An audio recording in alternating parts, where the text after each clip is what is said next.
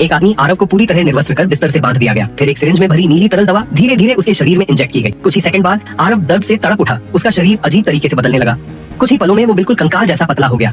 फिर हड्डियां भी पारदर्शी होने लगी और देखते ही देखते आरव एक इनविजिबल मैन बन गया। लेकिन इस प्रक्रिया में उसकी जान लगभग चली गई। रात में माया को आरव की निगरानी की ड्यूटी दी गई। सब कुछ शांत था और उसकी आंख थोड़ी देर के लिए झपक गई। तभी लैब का सिक्योरिटी डोर अपने आप खुला।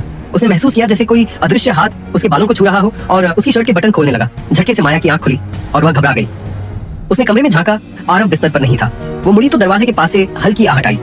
आरव फिर से वहीं बिस्तर पर पड़ा था। सुबह होते ही माया ने पूरी बात अपने टीममेट्स को बताई। रिया, जो आरव की एक्स थी, इस पर यकीन नहीं कर पाई। वहीं दर्शन ने कहा कि वो आरव से बात करेगा, पर माया ने रोक दिया। वो इस प्रोजेक्ट का हेड है, उसे नाराज नहीं कर सकते। अगर उसने किसी को बाहर करवा दिया तो माया को मनमार कर चुप रह जाना पड़ा। उसी शाम नीना वॉशरूम में थी जब उसे महसूस हुआ कि कोई पीछे खड़ा है। उसने पलट कर देखा, कोई नहीं। जैसे ही वो बैठी, अचानक पानी की आवाज आई, लेकिन वहां कोई मौजूद नहीं था। डर के मारे उसने थर्मल गॉगल्स पहन लिए और चारों तरफ देखा, कुछ नहीं दिखा। थोड़ी देर बाद वो किसी तरह शांत हुई। लगातार हो रही इन अजीब घटनाओं से सब लोग सतर्क हो गए। अगले दिन आरव को उसकी स्थिति ठीक करने के लिए ऑनरेंज रेड इंजेक्शन लगाया गया। दवा उसके ब्लड स्ट्रीम से होते हुए दिमाग तक पहुंची, लेकिन नतीजा उल्टा निकला। आरव फिर से दर्द में चीखने लगा। उसकी हालत और बिगड़ गई। टीम ने बहुत कोशिश की, लेकिन उसकी मानव रूप में बहाली असफल रही। अब आरव अंदर से टूट चुका था।